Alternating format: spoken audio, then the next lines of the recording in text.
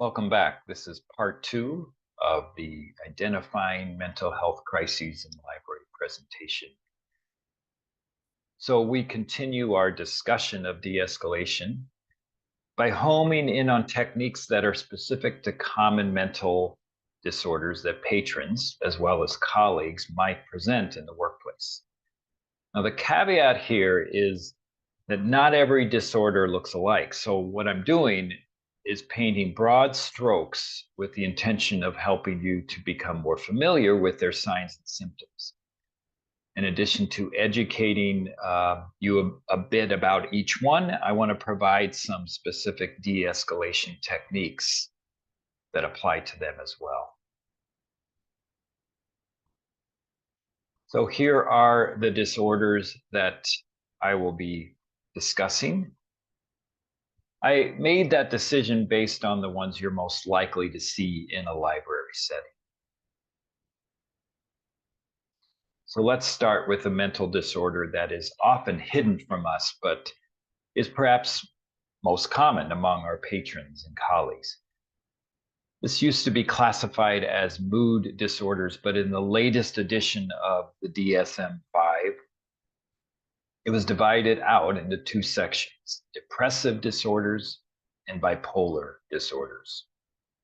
And I want to focus primarily on the latter as it's the most challenging of the two. Here are some statistics about the prevalence of these disorders in the United States. So it's important to recognize that while bipolar disorder has a lower prevalence, it often presents in a more serious way than depression. I think it's also interesting to note from these very recent stats that depression is increasing among two populations: young people, people between the ages of 14 and 25, and also older people. That's always been the case, but I think if you look at the post pandemic situation, you can see incidences of all mental illnesses, but certainly depression higher. And the fact that only 35% of those suffering from clinical depression seek mental health treatment deserves our attention. Now, this could be because depression can be low grade and chronic, which in some cases might be perceived as not serious enough to warrant treatment.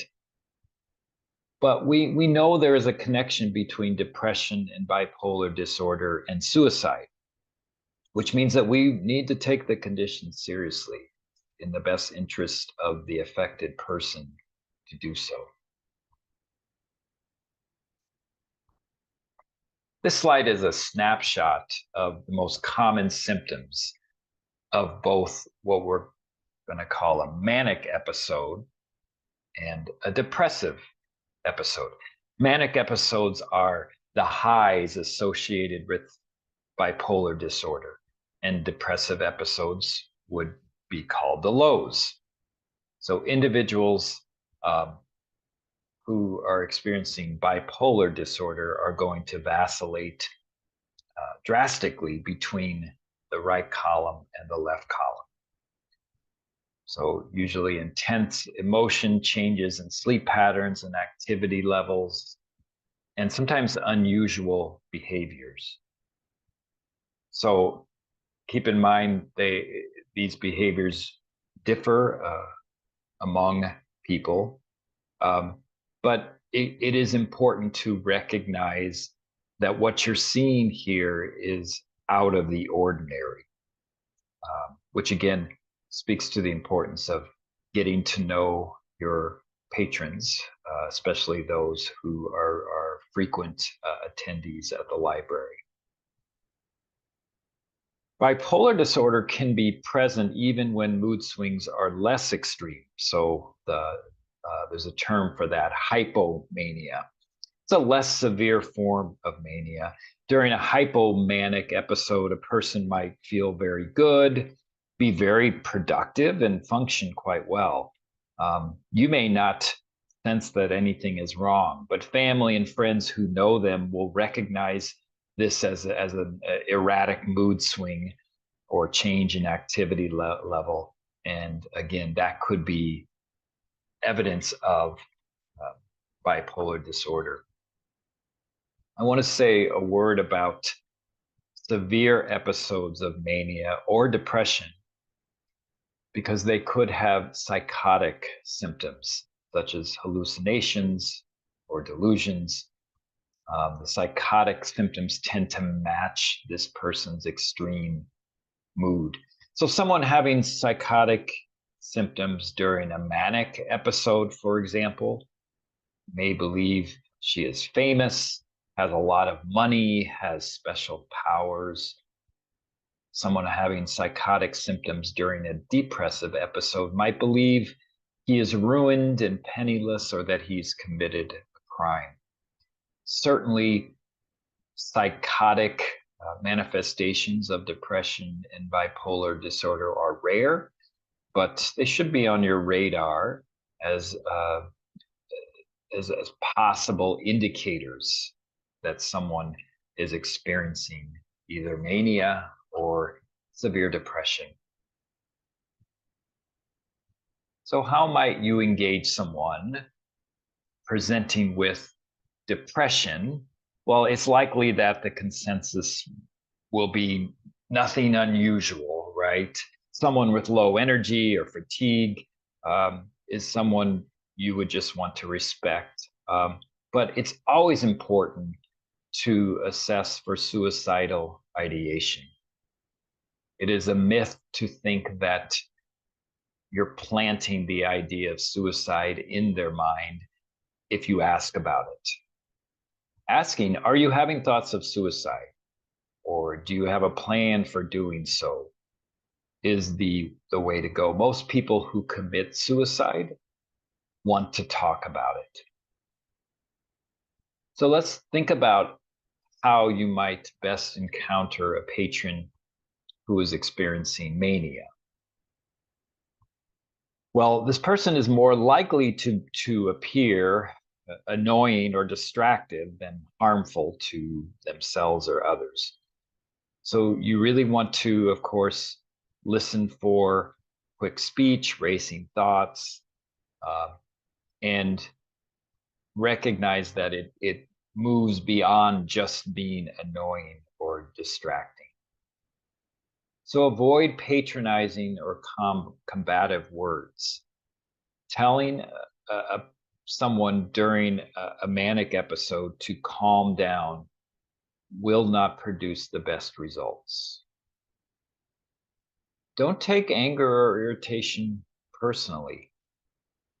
As I said, a person in a manic episode may come across as irritable, angry, annoying.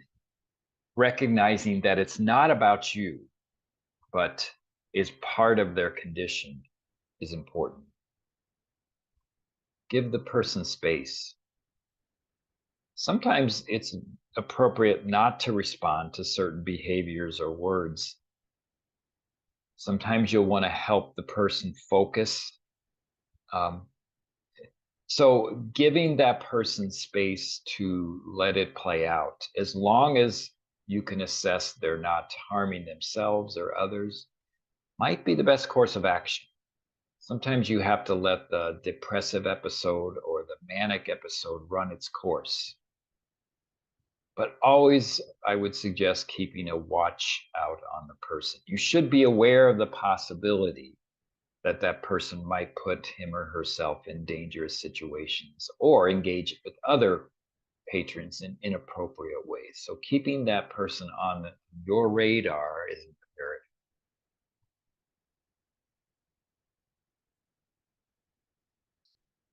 We turn next to anxiety disorders. Again, more common than many mental disorders, and possibly more disruptive depending on the situation. Let's define our terms first of all. And the DSM tells us we first should distinguish between fear and anxiety.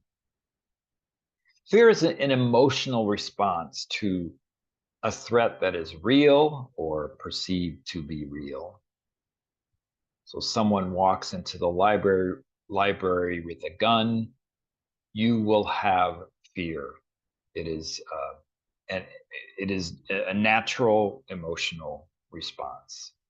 And what happens is you go into fight or flight mode. Now, anxiety is something a little different. Anxiety is anticipation of a future threat. And what makes it anxiety as opposed to fear is that it's often unrealistic or it's excessive or out of proportion to reality. So, someone walking into a library freaking out because she thinks she's being followed by someone with a gun when it's clear that she's not would be more anxiety and anticipation of a future threat. Often with anxiety, you have fear or it looks like fear, but the source of what is producing that emotion is different. The two overlap, but the former, fear, is more physiological based, which is sort of necessary for survival. And the latter, anxiety, is more psychological based, which is not to say it's in one's head necessarily and not realistic.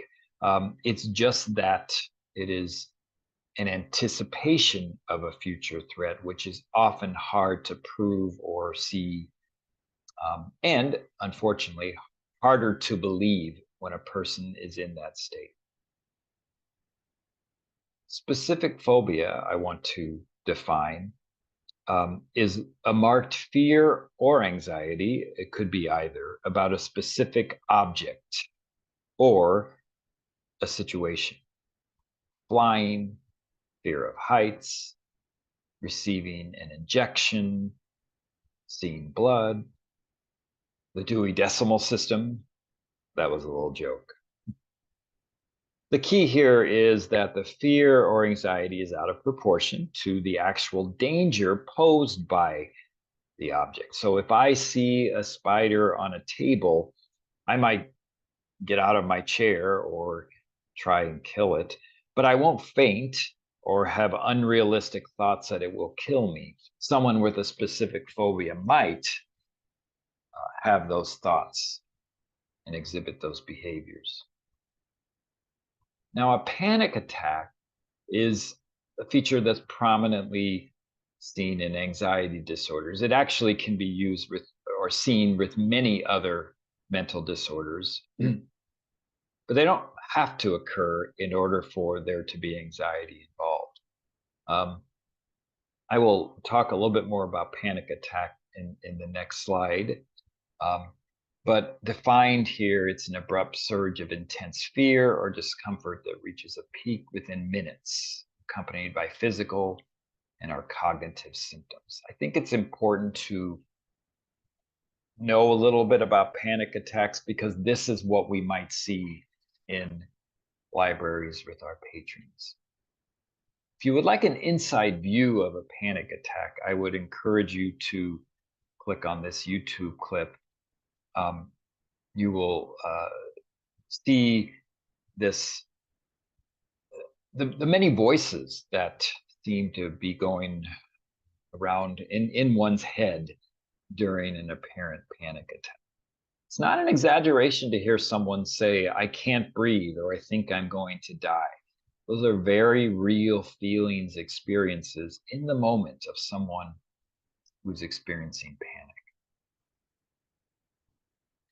And here is a description of panic attack from the DSM.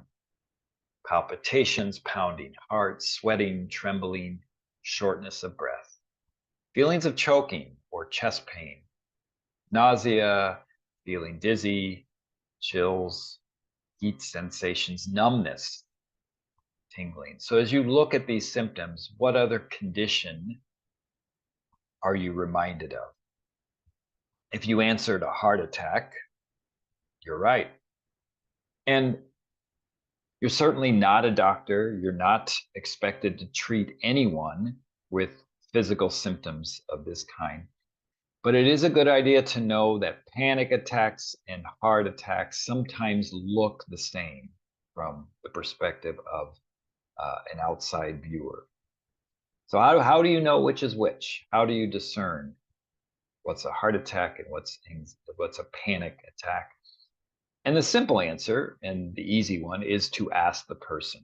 You can't always know from asking, but usually the person's going to tell you what's going on, and they will confirm for you which it is.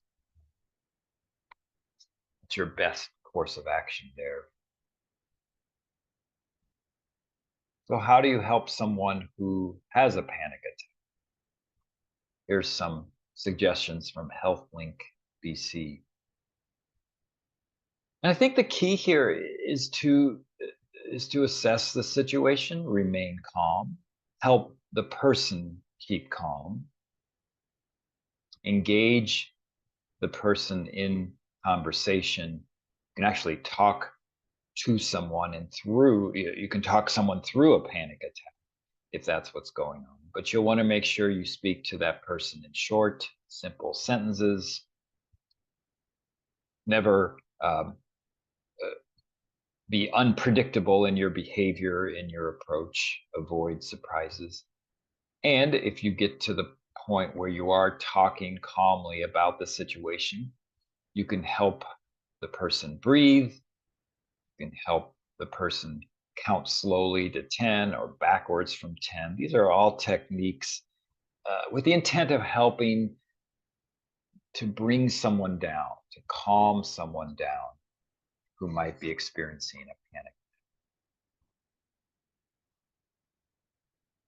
So our next disorder is schizophrenia.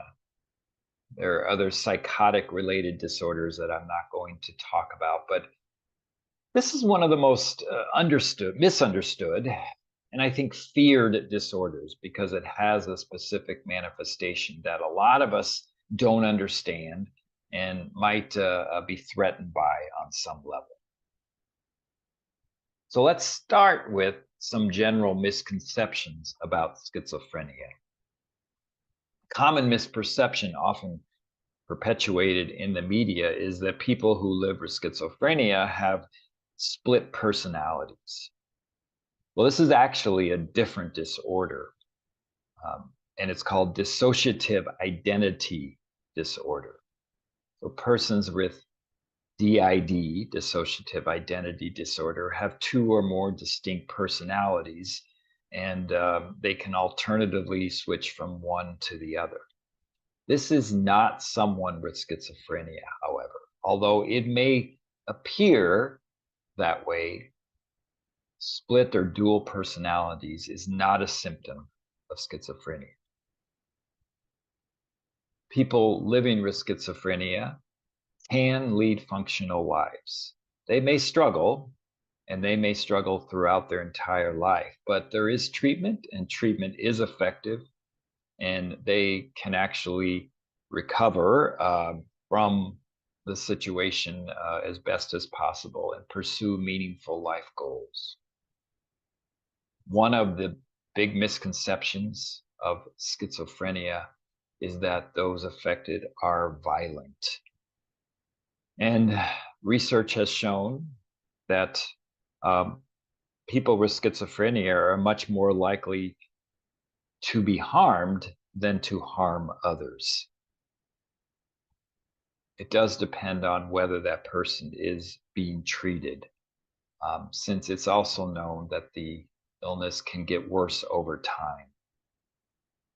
And finally, one of the misconceptions is that schizophrenia and drug alcohol abuse are separate, but it is common for people who have schizophrenia to have problems with drugs and alcohol because they're using them as a coping mechanism, maybe to quiet the voices, to be able to be more social, all those things that drugs and alcohol can give us. But we do know that drug abuse and alcohol abuse can increase the risk of suicide, trauma, and homelessness in people with schizophrenia, as well as increase the risk of developing other mental illnesses.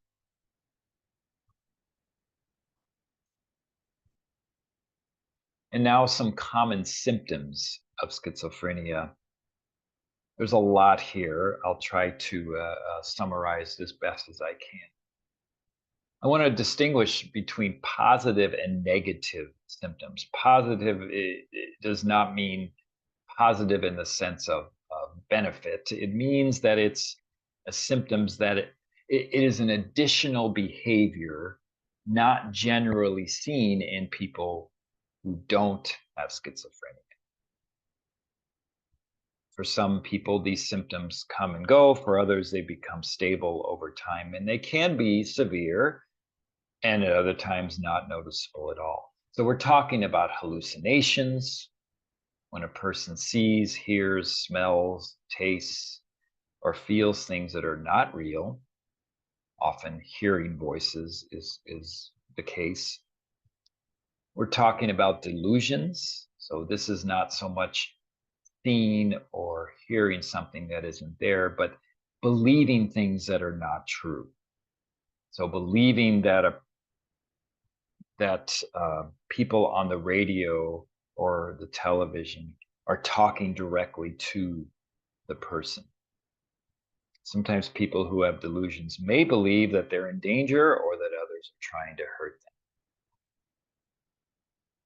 Thought disorders is simply odd or illogical thinking, trouble organizing one's thoughts. Sometimes a person will stop talking in the middle of a sentence, or you'll hear words that have no meaning, that are jumbled. Sometimes you'll see movement disorders, and this is when a person exhibits abnormal body movements. Person may stop talking or moving entirely. That's a rare condition called catatonia.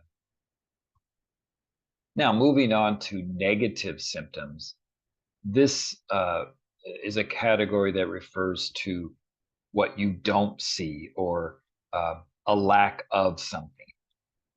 So talking in a dull voice or showing no facial expressions, having trouble communicating, talking very little. The symptoms are harder to recognize as part of schizophrenia, and they can often be mistaken for other conditions like depression, for example. Cognitive symptoms are not easy to see, of course, but they can make it hard for people to communicate, as well as to have a job or take care of themselves. The level of cognitive function is one of the best predictors of a person's ability to improve and cope with this mental disorder. Often those symptoms are detected only when specific tests are performed. So now that we have a handle on the symptoms of schizophrenia, let's talk about how you might handle someone who is experiencing a schizophrenic crisis. It's important to note here that you can't reason with acute psychosis. So arguing with the patron that the hallucinations and delusions are not real is not recommended, not the best course of action. You can be honest, however, and say something to the effect of, I don't see what you're seeing, but validating the whatever emotion this person is presenting. Often it will be fear. It will be not understanding, what's going on. It could also be embarrassment, shame at the fact that this is happening in public. Sometimes there is not that kind of self-awareness. As with all mental disorders, keeping a calm demeanor is key. Beyond that, avoiding direct, continuous eye contact or touch. So this is important. We don't want to make any surprise moves toward a person who is seeing hallucinations or having delusions, because we could contribute to the anxiety that these are producing. So avoid touching. If it's appropriate to help the person move to a different area or sit down, that can often serve as a calming mechanism. This is also a reminder that keeping people on call is important as a backup, but not calling on too many people for backup, because that again might further agitate the patron.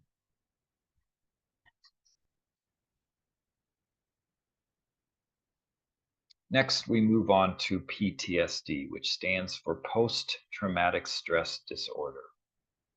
When you think of someone with PTSD, you're probably picturing someone who has a military uniform. And while it is the case that many veterans, many of our soldiers who have fought in wars, come back with post-traumatic stress disorder, the truth is that anyone who experiences exposure to a traumatic or stressful event, either experiencing it or witnessing it, is prone to PTSD. You can probably imagine the connection between PTSD and anxiety. Many of the same symptoms are going to present, but there are some symptoms specific to PTSD that I want to note. Symptoms, by the way, like those on the screen, can begin immediately or soon after the traumatic event. They can also happen years after. So just because someone is showing these symptoms doesn't mean they're responding to something that's just happened.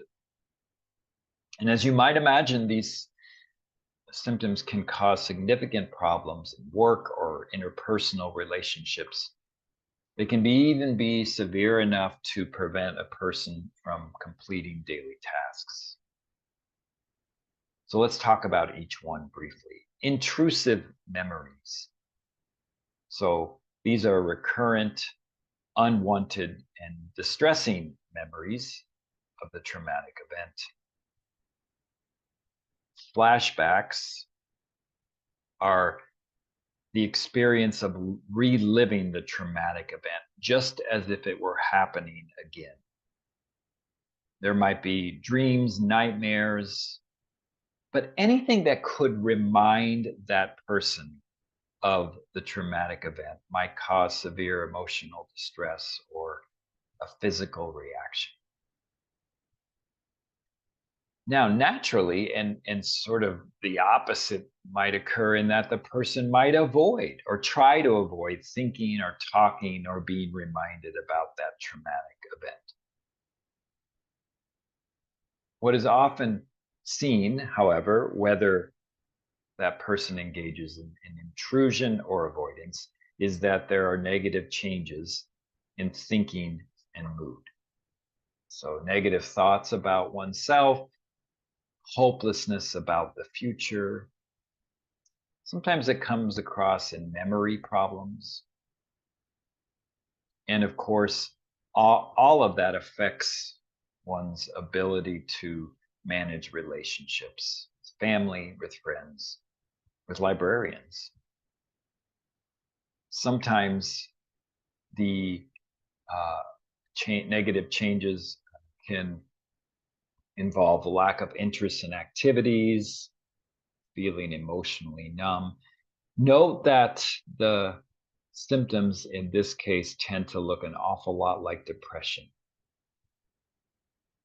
Finally, we can recognize in individuals with PTSD, there are changes in physical and emotional reactions.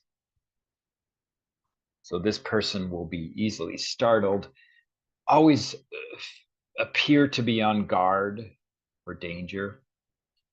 And sometimes you'll see people manifesting PTSD with self-destructive behavior, drinking too much, sleeping too much, irritability, anger, aggressive behavior. So you can see how startling someone with this disorder might fuel the problem as opposed to fixing it. If you'd like a visual of the previous slide, I invite you to click on this YouTube clip.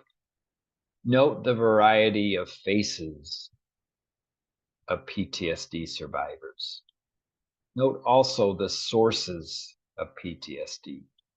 I hope you recognize that we may interact with these individuals in the library all the time and never realize it. But what's the best way to help someone who's experiencing an actual flashback? So your job here might be to bring the person back in touch with reality. Have him describe what he sees. Try to engage. And if it's appropriate, to tell that person that even though the event feels real, it isn't. In other words, reminding that person you're having a flashback. Helping that person get in touch with their immediate surroundings is a good idea if possible. Sometimes it's not. Sometimes someone is so involved in a flashback that it becomes or appears to be a panic. Encouraging them to take deep, slow breaths. And as I've mentioned before, avoiding sudden movements or surprises, anything that might startle that person. So being gentle in your voice and body movements can make a difference here in bringing someone back from a flashback. So our final mental disorder I want to cover is the issue of substance use. So substance use is one of the most prevalent in our libraries, though it may not always be the most obvious. To get the scope of the problem, I want to cite an article from the Journal of Community Health published in 2022. The authors in this study conducted a cross-sectional survey in 5 randomly selected states, and they asked library staff about substance abuse and overdose in their facilities, and also how prepared they thought the library was to respond. You can see here, substance use in the library is present. I probably don't have to tell you that. But you can also see from that last statistic that staff and administration are interested in addressing the problem. Over 90% of respondents in this survey wanted to receive additional training on this topic in particular. The information on the next few slides are taken from a PowerPoint presentation presented by Steve Albrecht for the American Library Association in 2018. So just a couple of terms to define. Taking a substance is not the same thing as abusing a substance. And we're often going to witness not so much active substance use, but withdrawal from the substance. So when a person builds a high tolerance for the substance and they no longer can get their hands on it, or they want to try and gain sobriety, they can be in withdrawal. And that can create tremendous irritability, discomfort, and sometimes violence. I want to focus on 2 different substances in this training, although many more will show up at our library doors. alcohol and opiates. These appear to be the ones most commonly used.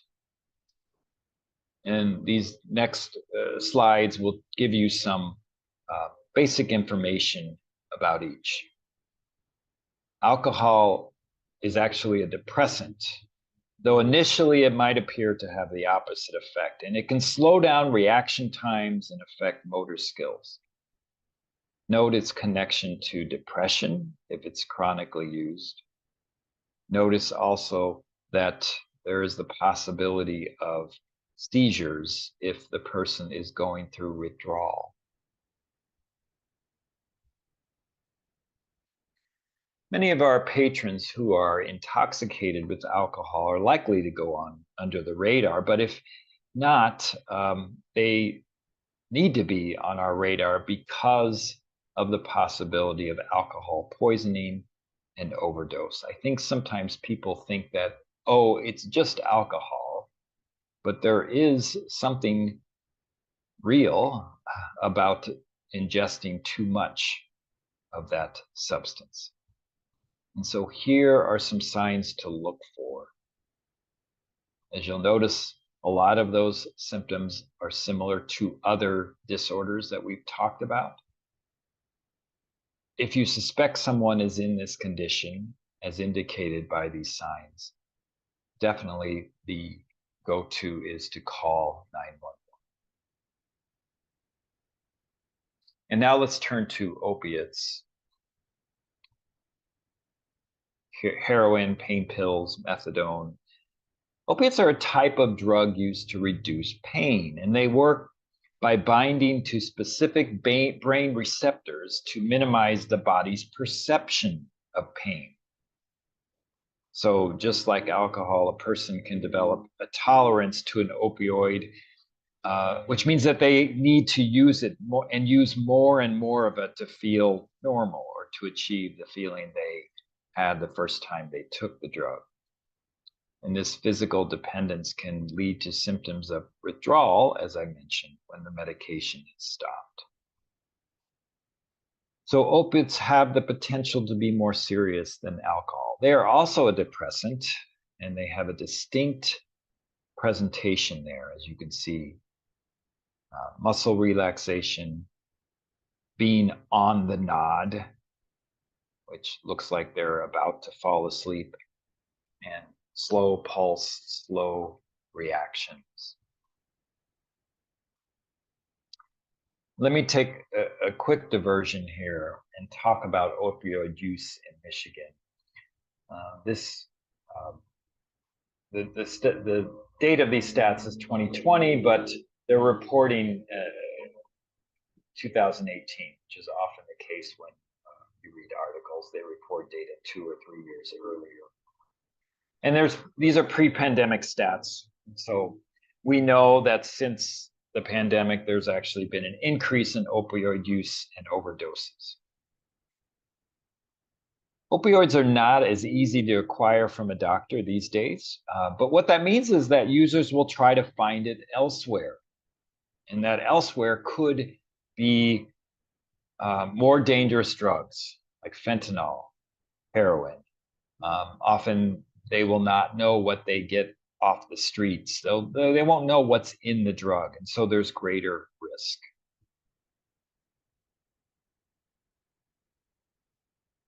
When a person takes too much of an opioid, they can reach the point of either being really high or potentially overdosing from that ingestion.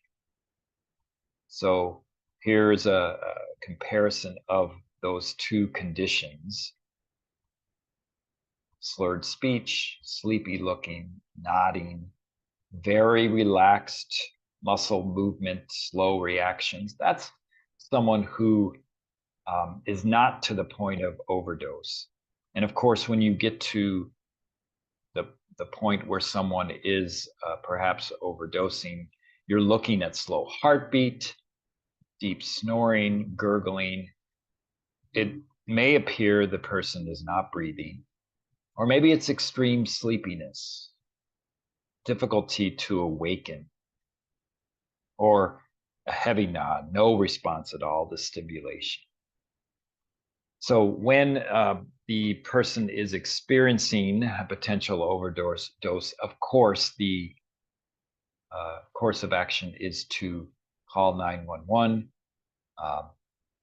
And what to do if someone is just really high is a bit of a judgment call, but certainly you would want to monitor the situation.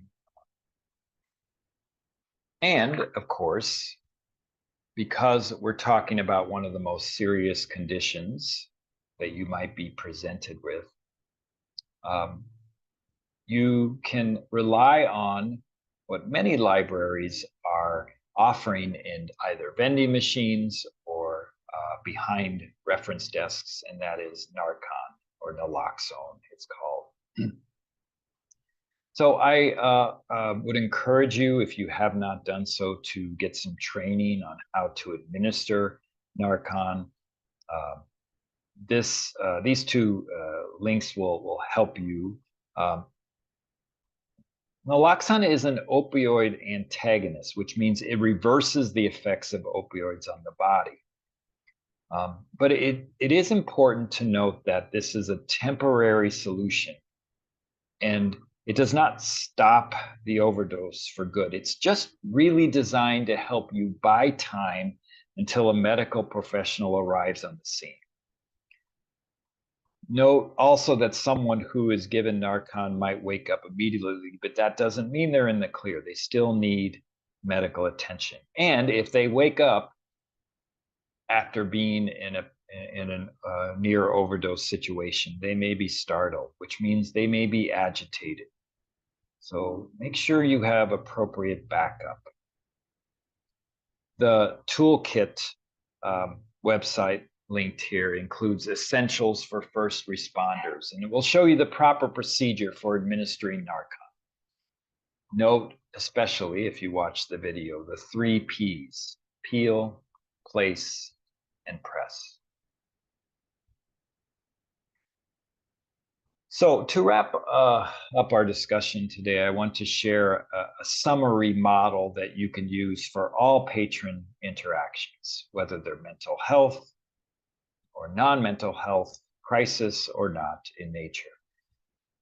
This is the model that I will apply to an approach to the case studies that follow in this toolkit. Here's an overview of the model. Assess, engage, follow up. And I have conceptualized it to be general enough for you to tweak the model based on the situation that you're encountering. This model is compiled from my own thinking about the topic, but also the research about de-escalation and conflict management, as well as some of the specific disorders that I've talked about in this part of the training. So let's talk about each one in turn here. First of all, assess. So what is actually going on when you have a patron interaction? That's the first question here. What are you seeing? What are you observing? What are you hearing? What kind of mental state are you perceiving that person to be in? What kind of mental state are you in? So all of those are important first questions to ask. This is about self-reflection. And I hope that you're able to use some of the skills and knowledge that you gain from this training and others, because that's the more knowledge you can bring to a situation, the better, of course. I think it's also important to ask, is this a mental health crisis? Is it merely problematic patron behavior?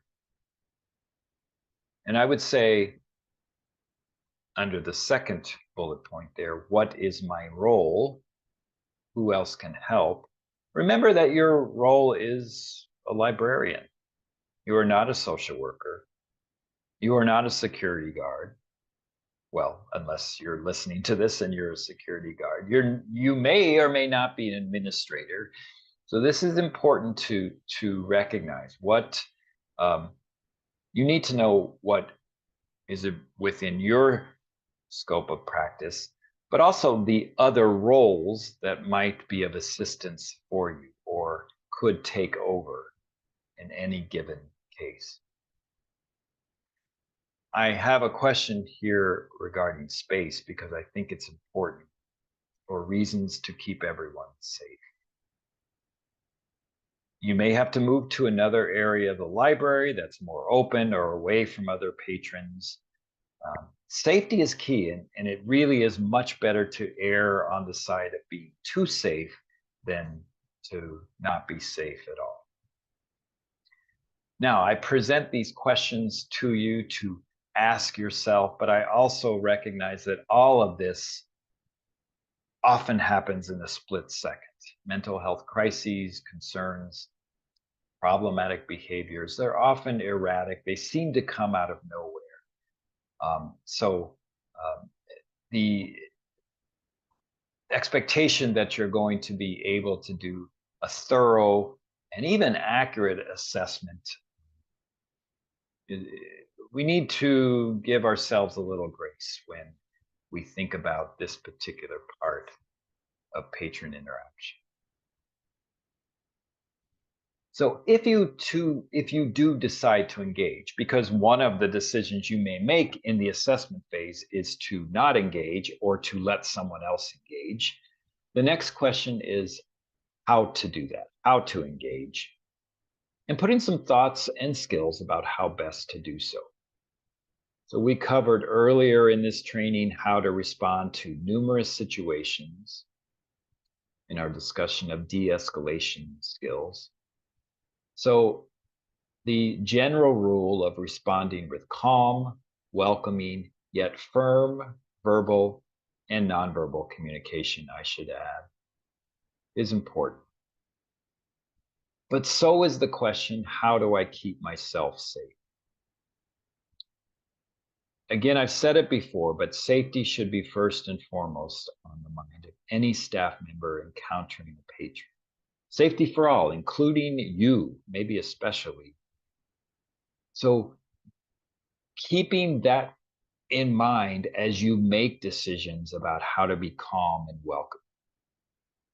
Maybe you don't touch the patron. Maybe you try and get on their level. Certainly being aware enough of your surroundings that you have an escape plan if you need it.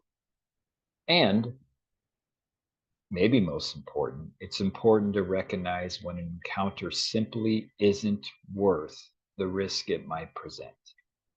In that case, calling 911 or the police or getting others in the library involved is certainly warranted. Now, finally, we have the follow-up phase. And this involves asking a couple of questions. How do you know or how can you be sure that the problem is resolved? Sometimes you can't. But understanding the protocols that your library has in place about incidents involving patron encounters, including any follow-up paperwork that needs to be completed, that's part of the process. But so too is the psychological piece.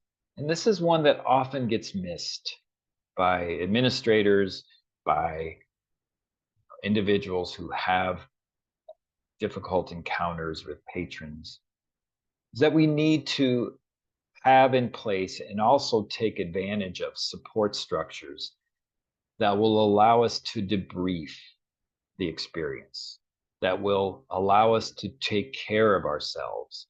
Maybe it means taking a break. Maybe it means taking time off. Yes, but these kinds of experiences that are sometimes missed really can make the difference in creating a culture that is more trauma informed.